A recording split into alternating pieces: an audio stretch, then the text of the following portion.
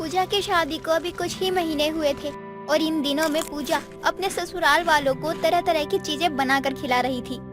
एक रोज सरला हॉल में बैठी हुई अपनी बड़ी बहू शीला से कहती है, बहू देख रही है ना तू, छोटी बहू तरह तरह की चीजें बनाकर खिलाती है और तू है कि तुझे ठीक से दाल रोटी बनाना भी नहीं आता। हाँ माँ जी, कुछ ही दिनों की बात है, 6 महीने बीत जाने दीजिए, फिर पता चलेगा कि कौन कितने दिन और क्या खिलाता है। अब तुझे कुछ बनाना नहीं आता है तो तू इतना जल क्यों रही है? हाँ हाँ, मुझे ही कुछ बनाने नहीं आता, कोई बात नहीं, आप अपनी छोटी बहू के हाथों का ही बना बनाया खाओ और उसके ही गुणगान गाओ, वही अच्छा है। शीला और सरला ये बातें कर ही रही होती हैं, तभी सरला की पड़ोसन विमला का आना होता है। क्या बात है, दोनों सास बहू मिलकर किसकी चुगली कर रही हो? कहीं ये चुगली मेरी ही तो नहीं हो रही? नहीं नहीं काकी, अब तो आपकी चुगली बंद हो चुकी है। मेरी देवरानी जब से आई है ना, माँ जी तो मेरी देवरानी के ही गुण गाते ही रहती है और थकती भी नहीं। अरे विमला तू ही बता, मेरी छोटी बहू खाना पीना पकवान बनाने में अच्छी है ना, और एक ये है जिससे खाना भी ढंग से नहीं बनता। अरे दोनों अपनी अपनी जगह ठीक है, तू भी किसी एक की तारीफ करके क्यों दोनों बहुओं में फूट डलवा रही है? इतना दिमाग होता तो ये सब नहीं बोल रही होती माँ जी। खैर छोड़िए इन्हें, आप कैसी हैं विमला काकी? अरे बहू, अब तेरे सिवा हमें पूछता ही कौन है? सरला तो अपनी छोटी बहू और उसके हाथों के बने खाने से फुर्सत ही नहीं पाती है। ऐसा कुछ भी नहीं है जैसा तू कह रही है। सभी पूजा के हाथों के बने खाने की बातें कर रहे होते हैं, तभी पूजा सबके लिए रसमलाई लेकर आती है। ये लो माँ जी, काकी रसमलाई, और दीदी ये लीजिए आपके लिए भी है। तूने रसमलाई बनाई है? हाँ मैंने रसमलाई बनाई है, वो भी केसर पिस्ता वाली। चलो चलो अब खाकर बताओ आखिर बनी कैसी है। अरे ये सब तो ठीक है, लेकिन तुझे ये फालतू के काम करने में तो बड़ा मन लगता है और काम में तेरे कमर पैर सर हाथ सब में दर्द हो जाता है। तुझसे तो ये सब बनता नहीं है, अब वो बेचारी बनाकर लाई है तो तेरी क्यों जल रही है? अरे सरला, तू रसमलाई खाना, क्यों कलेश करने में लगी हुई है? बिना कलेश तुझसे खाना पीना हजम नहीं होता क्या? अरे देख रही है ना विमला, इसकी जुबान कितनी लंबी होती जा रही है। कलेश करने के बाद ही सब रसमलाई का स्वाद लेते हैं और शीला को भी पूजा के हाथों का बना हुआ रसमलाई पसंद आता है। बनाया तो इसने रसमलाई अच्छा ही है। मेरा मन भी हो रहा है कि मैं भी इसके हाथों के बने रसमलाई की थोड़ी बहुत तारीफ ही कर दूं। बहू रसमलाई बनाई तो तूने अच्छी है, क्या बात है, ऐसा लग रहा है किसी हलवाई की दुकान की रसमलाई खा रही हूँ मैं। बात तो एकदम ठीक है, ऐसा लग रहा है किसी होटल से मंगवाया हो। बहू सच में मजा ही आ गया इस गर्मी में तेरे हाथों की रसमलाई खाकर। दीदी आपको कैसी लगी ये रसमलाई? ठीक ही थी, इतनी भी तारीफ के लायक नहीं थी जितनी कि ये सब लोग कर रहे हैं। क्या मतलब है दीदी आपका? आपको पसंद नहीं आया क्या? अरे बहू छोड़ इसे कहीं तेरे हाथों का बना कुछ पसंद भी आया है जो आज ही आएगा। ऐसे ही समय बीत रहा था। हर दिन पूजा घर वालों के लिए कुछ न कुछ बनाया करती, जिससे अब शीला को जलन होने लगी थी। और इधर सरला को अपनी छोटी बहू के हाथों का रसमलाई खूब पसंद आता है और सरला एक रोज अपनी बहू को रसमलाई बनाने को कहती है। पूजा भी अपनी सास के लिए रसमलाई बनाती है, लेकिन रसमलाई जब सरला खाने बैठती है तभी वहाँ शीला आ जाती है। माँ जी क्या बात है, आज भी रसमलाई? खाओ खाओ माँ जी, आपके तो खूब मजे हैं। वैसे आप ये सब खाकर शुगर को न्योता दे रही हैं। अरे चुप कर तू, तुझसे तो कुछ बनता नहीं है, लेकिन अगर छोटी बहू ये सब बना रही है तो तुझे क्यों दिक्कत हो रही है? हाँ माँ जी, ये दुख तो मुझे भी है कि मुझे कुछ भी बनाना नहीं आता। अरे बहू इसमें चीनी तो डाला था ना? क्यों, नमकीन लग रहा है क्या? चीनी तो डाली है इसमें। नहीं नहीं, बनी तो आज भी अच्छी है। तुझे विश्वास ना हो तो तू खा कर देख ले। मैं तो तब खाऊंगी ना जब ये खाने लायक बचा हो। भर भर के मिर्ची पाउडर डाली है इसमें, और माँ जी मेरे सामने अपनी छोटी बहू की बुराई नहीं करेगी। अरे किस सोच में डूब गई बहू, जा जाकर मेरे लिए पानी लेकर आ। ये रसमलाई खाकर न जाने क्यों बहुत अजीब सा महसूस हो रहा है। तू ठीक कह रही है, इतना मीठा खाने के बाद मुझे डर है कि कहीं मुझे डायबिटीज न हो जाए। अरे माँ जी खा लीजिए, अब लाइए मैं खिला देती हूँ आपको अपने हाथों से। नाना बहू बस बहुत हुआ, बहू अब सुन भी ले मेरी। शीला अपनी सास की एक नहीं सुनती और उसे ठूस ठूस कर खिलाती है। अब सरला को मिर्च वाला रसमलाई खाने के बाद एहसास होता है कि उसका पेट खराब हो चुका है। बहू ने शायद जानबूझकर इस रसमलाई में लाल मिर्च पाउडर डाली है, जिससे मेरा पेट खराब हुआ है। सरला का इतना ज्यादा पेट खराब होता है कि उसे डॉक्टर के पास जाना पड़ जाता है। हालांकि सरला किसी को नहीं बताती कि आखिर उसका पेट खराब क्यों और किस वजह से हुआ है। माँ जी ऐसा भी क्या खा लिया था जो इतना पेट खराब हो गया? सुबह शाम आप सिर्फ वॉशरूम ही जा रही हो। लगता है तेरी बुरी नजर लग गई है मुझे, तभी तो बार बार वॉशरूम जा रही हूँ। उस वक्त रसमलाई खाते हुए तूने ही नजर लगाई होगी मुझे। हाँ माँ जी, रसमलाई तो अच्छी बनी थी, बस नजर मैंने लगाई है, तभी आपका तो पेट खराब हो गया ना। सही है। वैसे पूजा, तू माँ जी के लिए कल भी रसमलाई बना दियो ताकि उनका पेट ठंडा हो सके। क्यों माँ जी, सही कहा ना मैंने? नहीं नहीं, मेरा कुछ और खाने का मन नहीं है। अभी तो बस मैं ठीक होने की कामना कर रही हूँ। बस एक बार ठीक हो जाऊँ, उसके बाद मुझे कुछ नहीं चाहिए। माँ जी, रसमलाई अच्छी नहीं थी क्या जो आपका इतना पेट खराब हो गया? अरे बहू, क्या रसमलाई थी, खाकर तो अमृत लग रहा था, अमृत। अरे माँ जी, अब तो बोल दीजिए कि कल उस रसमलाई में लाल मिर्च था। अपनी छोटी बहू को बचाने के लिए आप भी ना जाने क्या क्या कर रही हैं। माँ जी, फिर तो कल मैं आपके लिए रसमलाई बनाऊंगी, तभी आपका पेट भी ठीक हो जाएगा। सरला अपने पेट से परेशान थी। इधर शीला अपनी सास को और परेशान करने में लगी थी। अब सरला का पेट जैसे ही थोड़ा ठीक होता है, पूजा अपनी सास के लिए फिर से रसमलाई बनाकर लेकर आती है और इस बार तो शीला रसमलाई में जुलाम की गोलियां मिला देती है। अब सरला जैसे ही 1-2 चम्मच रसमलाई खाती है, वैसे ही उसका पेट खराब हो जाता है। माँ जी, क्या हुआ? खाइए ना। अरे भाड़ में गई तू और तेरी रसमलाई। तेरे इस रसमलाई की मैंने थोड़ी सी तारीफ क्या कर दी, तूने तो मेरा जीना ही हराम कर दिया। अरे कौन से जन्म का बदला ले रही है तू मुझसे? लेकिन माँ जी, मुझे भी तो समझ आना चाहिए कि आखिर हुआ क्या है। पहले तो तूने रसमलाई में मिर्ची पाउडर डाला, अब तूने पता नहीं इसमें क्या मिला दिया कि मेरे पेट में गुड़गुड़ हो रही है। माँ जी, इसमें मैंने ऐसा तो कुछ नहीं डाला है जिससे आपका पेट खराब होने की तकलीफ हो आपको। माँ जी, मुझे तो लगता है पूजा ये सब जानबूझकर कर रही है और ये सही नहीं है। ये बात आप भी जानती है। अरे नहीं माँ जी, ऐसा कुछ भी नहीं है जैसा कि आप समझ रही हैं और सोच रही हैं। बहू सुन, मुझ पर एक मेहरबानी कर, तू अपने ये मीठे पकवान सब अपने पास ही रख, मुझे कुछ ना खिला। मेरे जीने के जो भी दिन बचे हैं वो ये सब खाकर खत्म हो जाएगा। माँ जी, आप समझिए, ये सब मैंने नहीं किया है। सरला अपनी बहू की एक नहीं सुनती, क्योंकि इसका पेट तो इतना खराब हो चुका था कि वो बस वॉशरूम जा जाकर ही परेशान थी और फिर कभी अपनी छोटी बहू के हाथों का बना खाने को तैयार नहीं थी। कुसुम की 5 बहुएं सुबह सुबह अपने कामों में लगी थी। तभी कुसुम के घर उसकी पड़ोसन विमला का आना होता है। अरे कुसुम कहाँ है? एक तो इसके घर में इतने लोग हैं कि मुझे समझ ही नहीं आता कि कौन सी बहू कौन है, और ये कुसुम तो कहीं नजर ही नहीं आती है। अरे विमला, यही हूँ, इधर आजा। अरे एक तो तेरे घर में इतने लोग हैं कि मुझे तेरे घर में आकर लगता है कि किसी सरकारी दफ्तर में आ गई हूँ।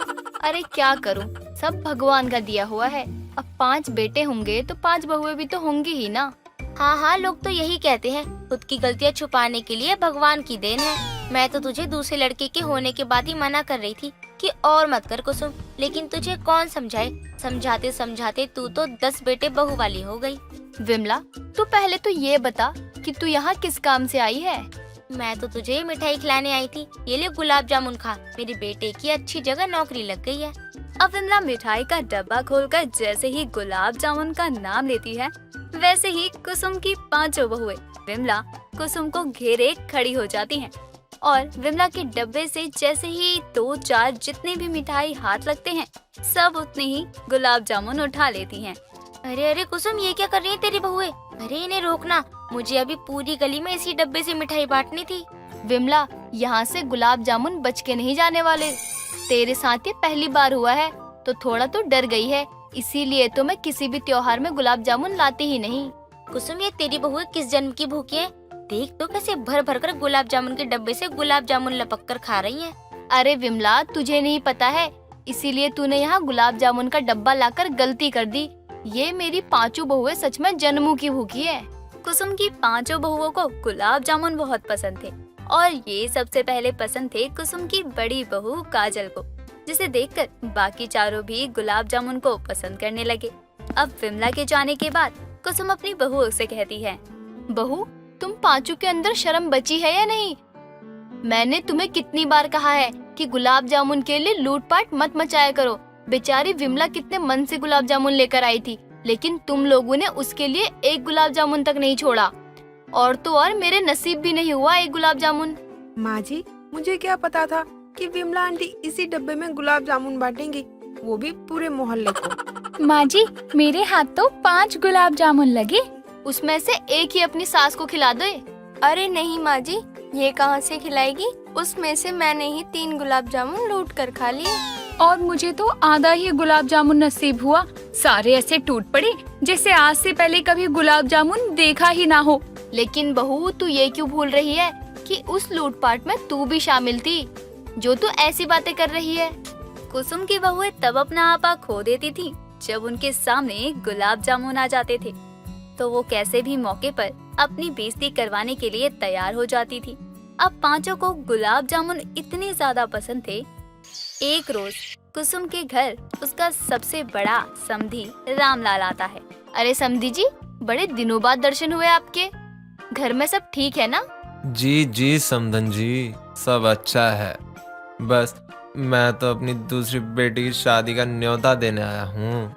आपको अपनी बड़ी बेटी तो सौंप दी, अब एक बिटिया और है, अब उसकी भी शादी करके अपने पिता होने का फर्ज निभा दूं।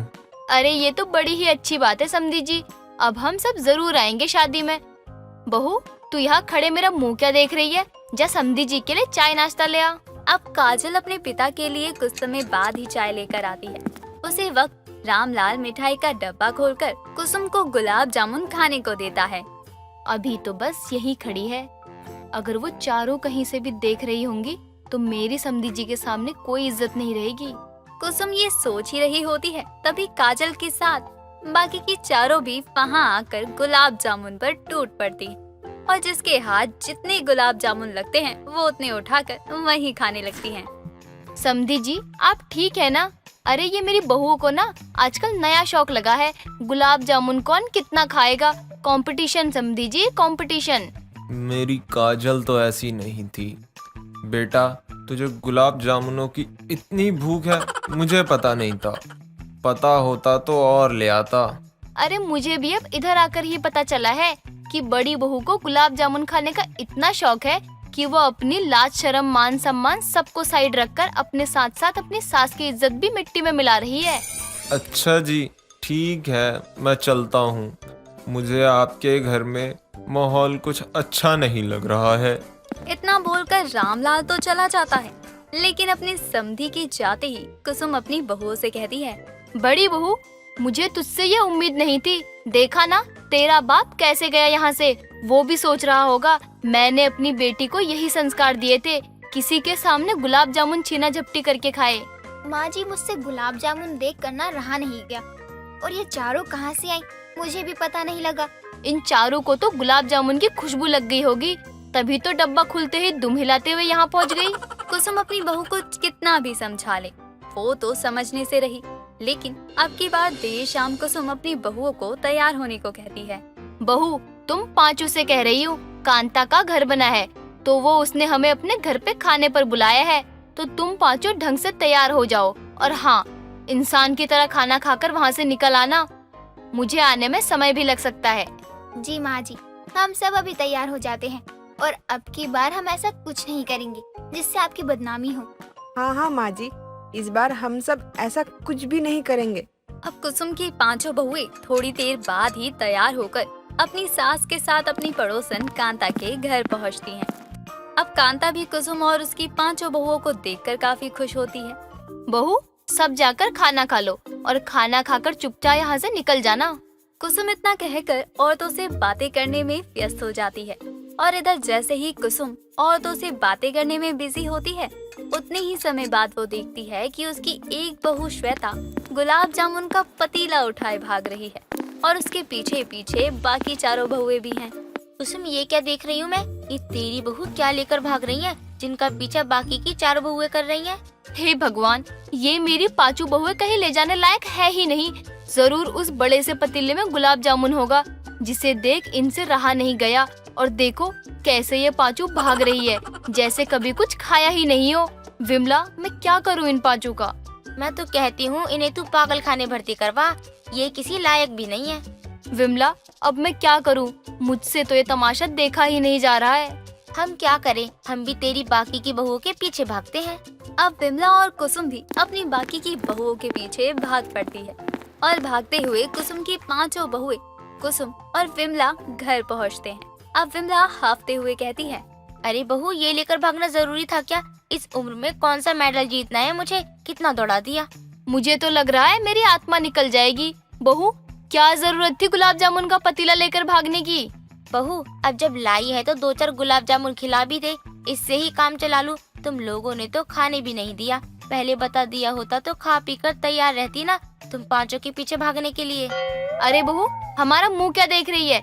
ले आ 2-4 गुलाब जामुन, मेरे और विमला के लिए भी।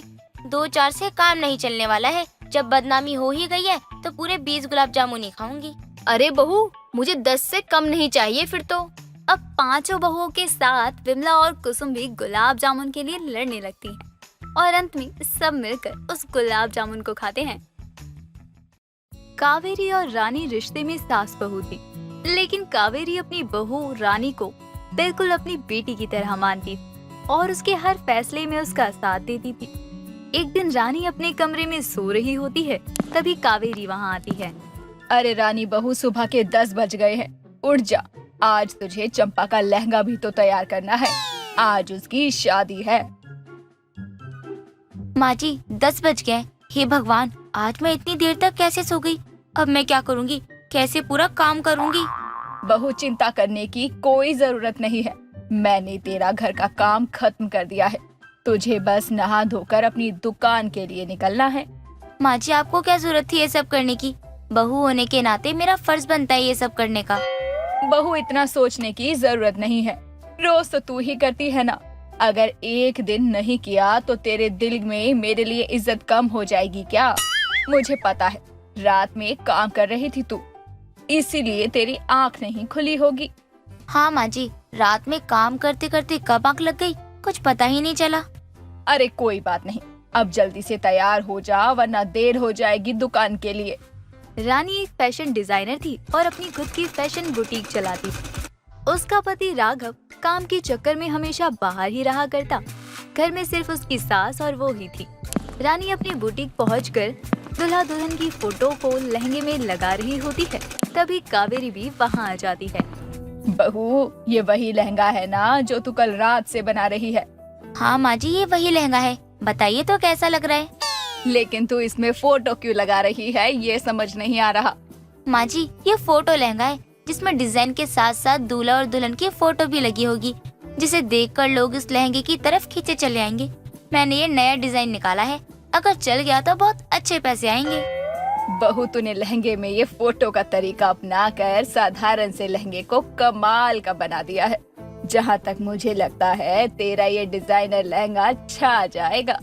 कावेरी और रानी आपस में बात कर रही होती है, तभी वहाँ चंपा आ जाती है और अपने लहंगे को देखकर बहुत खुश होती है।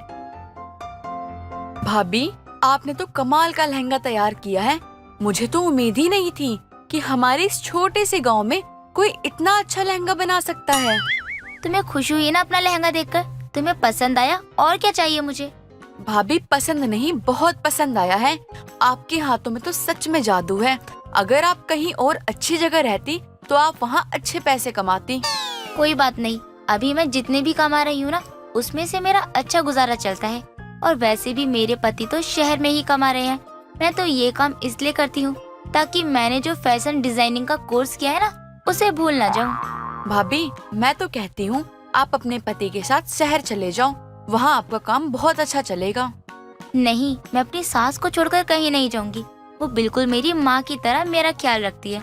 अगर तुम्हें सच में मेरा काम अच्छा लगा है ना, और तुम चाहती हो कि मेरा ये कमाल का लहंगा और लोगों तक जाए और मैं अच्छा कमा सकूं, तो अपनी शादी में मुझे 2-4 लहंगे बनाने का ऑर्डर दिलवा दो। मैं इससे भी अच्छा लहंगा बना कर दूंगी। ठीक है, ये भी कोई कहने वाली बात है। आपका काम तो इतना अच्छा है कि लोग खुद पर खुद आएंगे आपके पास लहंगा बनवाने। अपने लहंगे की तारीफ सुनकर रानी बहुत खुश हो जाती है और फोटो वाले अलग अलग बहुत सारे लहंगे बनाती है। दिन बीतते हैं, तभी एक दिन दोनों सास बहू फोटो से बनाया हुआ लहंगा पहनकर पड़ोस की शादी में जाती, जहां मेहमानों की नजर दुल्हन से ज्यादा उन पर होती है। माँ जी, ये सारे मेहमान दुल्हन को छोड़कर मुझे क्यों आकर देख रहे हैं? हम ठीक तो लग रहे हैं ना? यही मैं भी तुझसे पूछने वाली थी। इस उम्र में तूने मुझे लहंगा पहना दिया, शायद इसलिए हमें देख रहे होंगे। नहीं माँ जी, ऐसा कुछ नहीं है। आप तो बहुत सुंदर लग रही हो, किसी के देखने पर मत जाइए, आप बहुत अच्छी लग रही हो। बहु अच्छी तो तू भी लग रही है, लेकिन ये सब हमें क्यों घूर रहे हैं ये समझ नहीं आ रहा।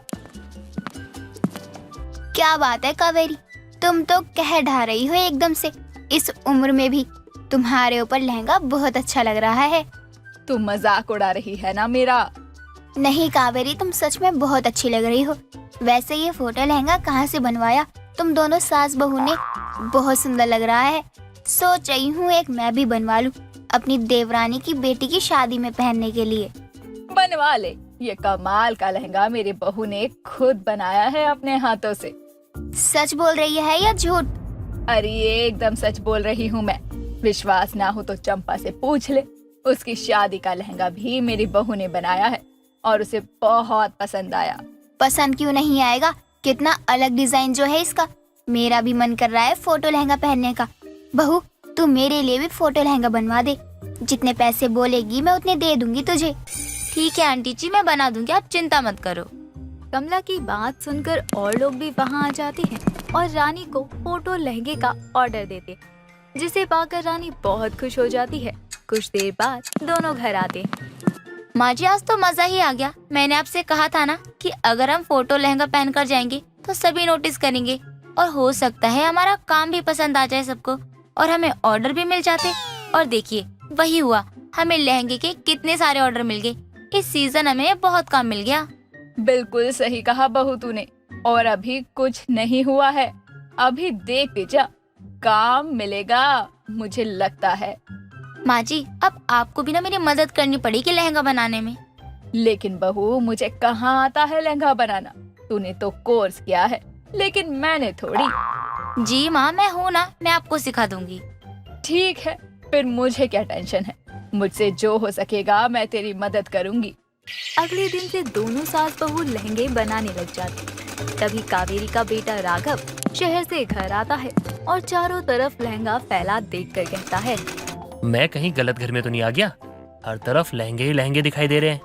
बेटा, तू बिल्कुल सही घर में आया है। वो क्या है ना, बहू ने लहंगे में एक नया डिजाइन निकाला है फोटो लगाने का, जिससे लहंगे की डिमांड इतनी हो गई है कि पूछ मत। लेकिन आप लहंगे के साथ कर क्या रही हो? आपको तो लहंगा बनाना भी नहीं आता।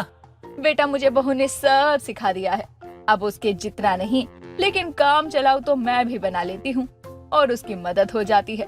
मुझे भी कुछ अच्छा सीखने को मिलता है। ओहो, लगता है दोनों सास बहू पक्की बिजनेस वुमेन बन गई हो।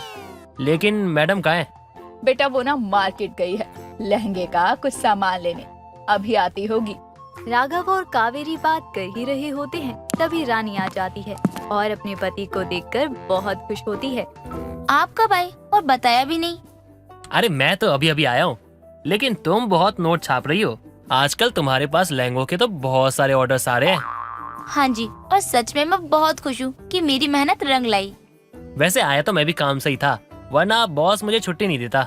अच्छा जी, बताइए किस काम से आए हो?